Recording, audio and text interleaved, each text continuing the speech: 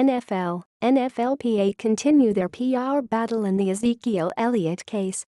Friday's media briefing by the NFL focused primarily on the legal strategy that the league has deployed in Ezekiel Elliott's case. But the NFL also spent a little time blowing the PR horn regarding the NFL Players Association's defense of Elliott. NFL spokesman Joe Lockhart said the NFLPA is playing the game of blame and shame regarding Elliott's accuser, Tiffany Thompson. Lockhart dubbed the effort offensive, pointing to evidence and argument from the internal appeal hearing made to Thompson look bad. Lockhart, who once worked for a president whose lawyers were accused of dealing with allegations of sexual misconduct by advancing the nuts and sluts defense, also chastised Elliott and the union for putting the 160-page investigation report in the Elliott case up on the internet for everyone to see. In fairness to Elliott and his legal team, the investigative report, which was created by the league, is relevant to the question of whether the league's disciplinary procedures were fair and proper as applied to Elliott.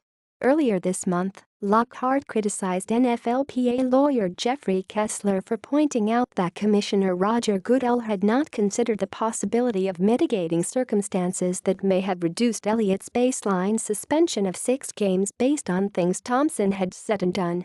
In response to Lockhart's comments, the NFLPA issued on Friday afternoon an open letter to the media. This week, the NFL continued their endless spin cycle by using their lawyers and political operatives in a series of background and on-the-record media calls that only included some of you, the NFLPA wrote. This is a desperate attempt to rescue whatever credibility they have left with you and the fans. For all of the distractions that the league office has dictated to you this week, here's a reminder about who we are and what we do in the words of the federal judge Amos Mazant in the Elliott decision. Luckily, the NFLPA found the fairness needle in the unfairness haystack. The judge goes on, consistent with the NFL's previous actions to suppress their lead investigators' dissenting opinions, the NFL kept this sequence of events from the NFLPA and Elliott until the arbitration hearing. In fact, had the NFL succeeded in its overall goal, this sequence of events would still be concealed from Elliott and the NFLPA. For those of you sticking to the facts, we thank you for your continued accurate coverage of our players and wish everyone good luck in Week 2 of the NFL season. The allegations and counter-allegations don't really matter at this point. The U.S. Court of Appeals for the Fifth Circuit will be deciding sooner or later whether to allow the suspension of Elliott to proceed.